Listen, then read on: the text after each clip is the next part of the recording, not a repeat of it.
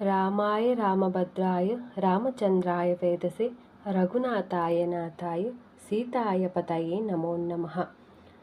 ಎಲ್ಲ ಒಂದು ಮನುಷ್ಯ ಜೀವಿಯ ಹೃದಯದಲ್ಲೂ ಪ್ರಾಣಿ ಪಕ್ಷಿಯ ಜೀವಿಗಳಲ್ಲೂ ನೆಲೆಸಿರುವಂತಹ ಶ್ರೀ ವೀರಾಂಜನೇಯ ಸ್ವಾಮಿಯ ಪ್ರಿಯ ದೈವವಾದಂತಹ ಶ್ರೀರಾಮಚಂದ್ರ ಪ್ರಭುವಿನ ರಾಮನವಮಿಯಿಂದ ಎಲ್ಲರಿಗೂ ರಾಮನವಮಿ ಹಬ್ಬದ ಹಾರ್ದಿಕ ಶುಭಾಶಯಗಳು. ನನ್ನ ಪ್ರಭು ಶ್ರೀರಾಮಚಂದ್ರ ಪ್ರಭುವಿನ ಜನನವಾದ ದಿನವೇ ಶ್ರೀರಾಮನವಮಿ. ಇವತ್ತು ನನ್ನ ಕೈಲಾದ ಮಟ್ಟಿಗೆ ನಾನು ನಮ್ಮ ಮನೆಯಲ್ಲಿ ಪೂಜೆನ ಮಾಡಿದ್ದೀನಿ.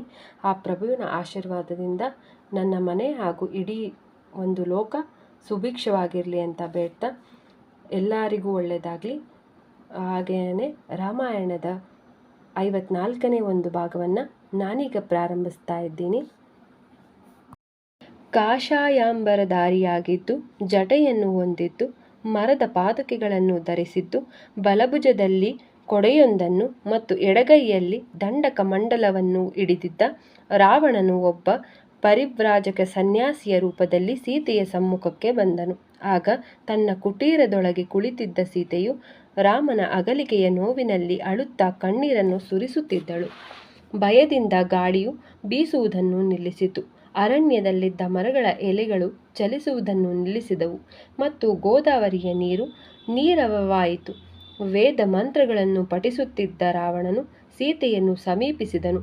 ಅವನು ಅವಳನ್ನು ದಿಟ್ಟಿಸಿ ನೋಡುತ್ತಿದ್ದಂತೆಯೇ ಅವನ ಹೃದಯವು ಕಾಮದೇವರ ಶರಗಳಿಂದ ನಾಟಲ್ಪಟ್ಟಿತು. ಅನಂತರ ಅವಳನ್ನು ಮೋಹಗೊಳಿಸಲು ಆಶಿಸಿದ ರಾವಣನು ಹೀಗೆ ಹೇಳಿದನು: ಓ ಸುಂದರಾಂಗಿಯೇ, ಈ ಭೀಕರವಾದ ಕಾಡಿನಲ್ಲಿ ಒಬ್ಬಳೆ ನೆಲೆಸಿರುವ ನೀನು ಯಾರು?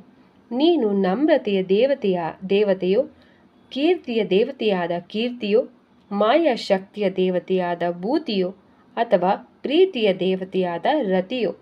ಬಹುಶಃ ನೀನು ಕಮಲದ ಹೂವಿನಿಂದ ಬೇರ್ಪಟ್ಟಿರುವಂತಹ ಲಕ್ಷ್ಮೀದೇವಿಯೇ ಇರಬೇಕು.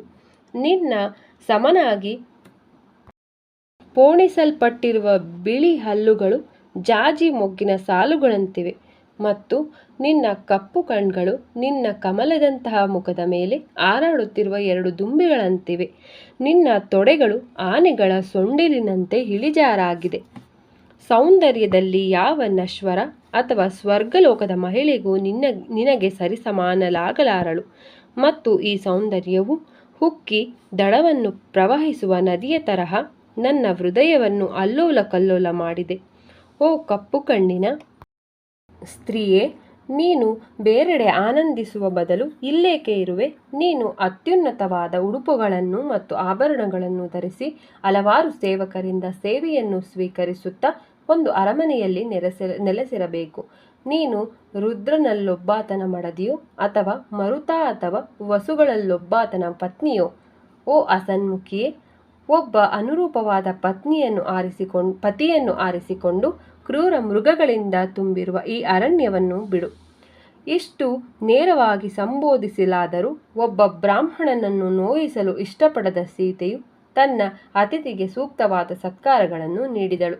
ಅವನಿಗೆ ಒಂದು ಆಸನವನ್ನು ನೀಡಿ, ಕಾಲು ತೊಳೆದುಕೊಳ್ಳಲು ನೀರನ್ನು ನೀಡಿ, ಅವನಿಗೆ ಆಹಾರವನ್ನು ನೀಡಿದ ಸೀತೆಯು ಹೀಗೆ ಹೇಳಿದಳು: ಪೂಜ್ಯರೇ, ನನ್ನ ಹೆಸರು ಸೀತೆ.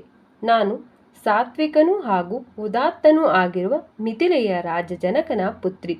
9 ವರ್ಷದ ವಯಸ್ಸಿನಲ್ಲೇ ನನ್ನ ಪ್ರಾಣಪ್ರಿಯನಾದ ರಾಮನೊಡನೆ ನನ್ನ ವಿವಾಹವಾಯಿತು. ನಂತರ ತನ್ನ ಪತ್ನಿಯ ಮಾತುಗಳಿಂದ ಒತ್ತಾಯಗೊಂಡ ನನ್ನ ಮಾವನವರಾದ ದಶರಥ ಮಹಾರಾಜರು ತಮ್ಮ ಮಗನಾದ ಭರತನನ್ನು ತಮ್ಮ ಉತ್ತರಾಧಿಕಾರಿಯನ್ನಾಗಿ ನೇಮಿಸಿ ರಾಮನನ್ನು 14 ವರ್ಷಗಳ ಕಾಲ ವನವಾಸಕ್ಕೆ ಅಟ್ಟಿದರು. ಈಗ ನೀವು ನಿಮ್ಮ ಹೆಸರನ್ನು ಮತ್ತು ನಿಮ್ಮ ಮನೆತನದ ಬಗ್ಗೆ, ನೀವು ದಂಡಕಾರಣ್ಯಕ್ಕೆ ಬಂದಿರುವ ಕಾರಣವನ್ನು ದಯವಿಟ್ಟು ತಿಳಿಸಿ ಎಂದಳು. ತನ್ನ ಮನೋಚೇದತೆಯನ್ನು ಇನ್ನೂ ತಡೆದುಕೊಳ್ಳಲಾಗದ ರಾವಣನು ಉದ್ವೇಗದಿಂದ ಉತ್ತರಿಸಿದನು: ನಾನು ರಾಕ್ಷಸ ರಾಜನಾದ ರಾವಣ. ಕೇವಲ ನನ್ನ ಹೆಸರನ್ನು ಕೇಳಿದರೆ ಸಾಕು, ಮಹಾನ್ ದೇವತೆಗಳು ಕೂಡ ನಡುಗುತ್ತಾರೆ. ಓ ನಿಷ್ಕಳಂಕ ರೂಪಸಿಯೇ, ನಿನ್ನನ್ನು ಈಗ ನೋಡಿರುವ ನಾನು ನನ್ನ ಹಲವಾರು ಪತ್ನಿಯರಿಂದ ಇನ್ನೆಂದೂ ಸುಖವನ್ನನುಭವಿಸಲಾರೆ. ನನ್ನ ಪ್ರಿಯ ಸೀತೆಯೇ, ನೀನು ನನ್ನ ಪಟ್ಟದ ರಾಣಿಯಾದರೆ ನಿನ್ನ ಆಜ್ಞೆಗಾಗಿ ಕಾಯುವ 5,000 ಸೇವಕಿಯರನ್ನು ನಾನು ನಿನಗೆ ನೀಡುವೆ. ಈ ಅರಣ್ಯವನ್ನು ಬಿಟ್ಟು ಬಿಟ್ಟು ಬಿಡು ಮತ್ತು ಲಂಕೆಯ ಸುಂದರವಾದ ಉದ್ಯಾನವನಗಳಲ್ಲಿ ನನ್ನೊಡನೆ ಆನಂದಿಸು ಎಂದನು. ರಾವಣನ ಮಾತುಗಳನ್ನು ಕೇಳಿ ಕುಪಿತಳಾದ ಸೀತೆಯು ಹೀಗಳೆಯುತ್ತಾ ಉತ್ತರಿಸಿದಳು. ನಾನು ಬಂಡೆಯಂತೆ ದೃಢನೂ ಶರದಿಗಂಭೀರನೂ ಹಾಗೂ ಆಲದ ಮರದಂತೆ ಆಶ್ರಿತ ಪೋಷನೂ ಆಗಿರುವ ರಾಮನಿಗೆ ಸಂಪೂರ್ಣವಾಗಿ ಮುಡಿಪಾಗಿರುವೆ. ಯಾರು ಬಲಿಷ್ಠವಾದ ಭುಜಗಳನ್ನು ಮತ್ತು ವಿಶಾಲವಾದ ವಕ್ಷಸ್ಥಳವನ್ನು ಹೊಂದಿರುವರೋ, ಯಾರ ಮುಖಾರವಿಂದವು ಚಂದಿರನನ್ನು ಹೋಲುತ್ತದೆಯೋ ಹಾಗೂ ಯಾರು ಇಂದ್ರಿಯಗಳನ್ನು ನಿಗ್ರಹಿಸುವ ಗುಣ ಇರುವವರೋ ಅಂತಹ ರಾಮನಿಗೆ ನಾನು ಮುಡಿಪಾಗಿದ್ದೇನೆ. ರಾಮ ಸಿಂಹ ಸದೃಶನಾಗಿದ್ದರೆ ತೋಳದಂತಿರುವ ನೀನು ಸಿಂಹಿಣಿಯಾದ ನನ್ನನ್ನು ಪಡೆಯಲು ಇಚ್ಛಿಸುತ್ತಿರುವೆಯ? ನೀನು ಸೂರ್ಯನನ್ನು ಸ್ಪರ್ಶಿಸುವ ಅಥವಾ ಮಂದರ ಪರ್ವತವನ್ನು ಎತ್ತುವ ಧೈರ್ಯವನ್ನು ಮಾಡುತ್ತಿರುವೆಯ?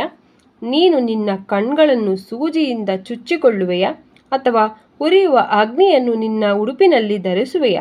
ನೀನು ನಿನ್ನ ಕುತ್ತಿಗೆಗೆ ಒಂದು ದೊಡ್ಡ ಬಂಡೆಯನ್ನು ಕಟ್ಟಿಕೊಂಡು ಸಮುದ್ರವನ್ನು ದಾಟಲು ಪ್ರಯತ್ನಿಸುತ್ತಿರುವೆ. ಇಲ್ಲದಿದ್ದರೆ ನೀನು ರಾಮನ ಪತ್ನಿಯನ್ನು ಅಪಹರಿಸುವ ಹುಚ್ಚು ಧೈರ್ಯವನ್ನು ಏಕೆ ಮಾಡುತ್ತಿರುವೆ? ರಾಮನು ಗರುಡನಾಗಿದ್ದರೆ ನೀನೋರ್ವ ನಿಕೃಷ್ಟ ಕಾಗೆ. ರಾಮನು ಶರದಿ, ನೀನು ಮಲಿನವಾದ ನೀರುಗುಂಡಿ. ರಾಮ ಅಮೃತ ಮತ್ತು ನೀನು ಹಳದಿಯ ನಾರುವ ಗಂಜಿ. ಅವರು ಶ್ರೀಗಂಧ ಮತ್ತು ನೀನು ಹಸಿ ಮಣ್ಣು. ಅವರು ಸ್ವರ್ಣ, ನೀನು ಕಬ್ಬಿಣ.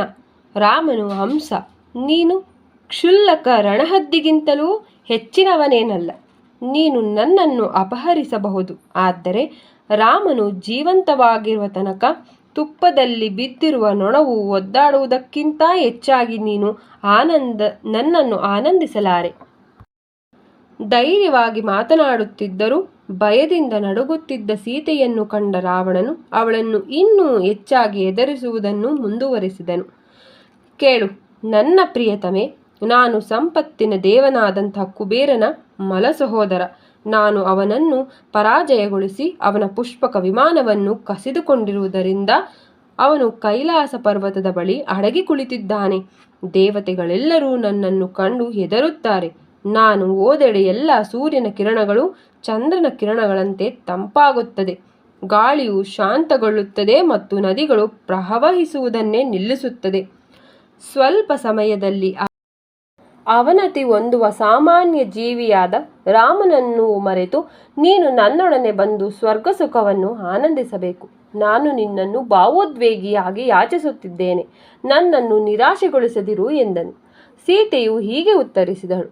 ನೀನು ನಿಜವಾಗಿಯೂ ಕುಬೇರನ ಸಹೋದರನಾಗಿದ್ದರೆ ಈ ತೆರನಾದ ನೀಚ ಉದ್ದೇಶಗಳಿಂದ ಏಕೆ ವರ್ತಿಸುತ್ತಿರುವೆ? ಇಂದ್ರನ ಪತ್ನಿಯನ್ನು ಕೇಳಿಸುವವರು ಉಳಿಯಬಹುದೋ ಏನೋ, ಆದರೆ ನನ್ನನ್ನು ಪೀಡಿಸಲು ಪ್ರಯತ್ನಿಸಿರುವವರು ನಿಶ್ಚಯವಾಗಿ ನಾಶವಾಗುತ್ತಾರೆ ಎಂದರು. ಸ್ನೇಹಿತರೆ, ಮತ್ತೊಮ್ಮೆ ನಿಮ್ಮೆಲ್ಲರಿಗೂ ಶ್ರೀರಾಮನವಮಿಯ ಶುಭಾಶಯಗಳನ್ನು ಹೇಳ್ತಾ ಇಲ್ಲಿಗೆ ರಾಮಾಯಣದ 54ನೇ ಭಾಗವನ್ನು ಮುಗಿಸ್ತಾ ಇದ್ದೀನಿ. ಮುಂದಿನ ಸಂಚಿಕೆಯಲ್ಲಿ ಭೇಟಿಯಾಗೋಣ. ನಿಮಗೆಲ್ಲರಿಗೂ ಜೈ ಶ್ರೀರಾಮ್, ಜೈ ಶ್ರೀರಾಮ್, ಜೈ ಶ್ರೀರಾಮ್.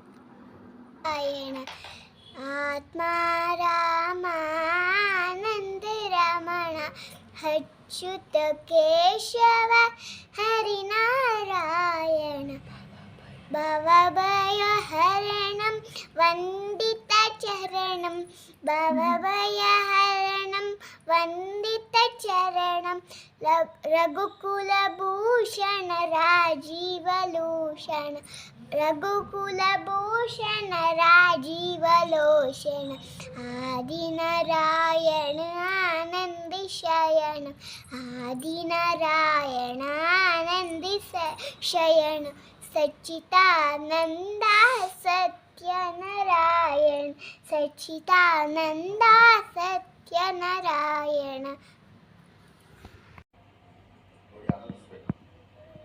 ಆ ಕ್ಷಣದಲ್ಲಿ ಸ್ವಾಮಿಯ ಪಾದಗಳನ್ನು ತೋರುತ್ತಾರೆ. ಬೆಳಗಿನಿಂದ ಪುಷ್ಪಗಳು ಮುಚ್ಚಿರ್ತಕ್ಕಂಥ ಆ ಪಾದ, ಅದಾದ ನಂತರ ಎಲ್ಲ ಪುಷ್ಪಗಳನ್ನು ಪಕ್ಕಕ್ಕೆ ಸರಿಸಿ ಗುಡ್ ಮಾರ್ನಿಂಗ್ ಆಯ್ತಾ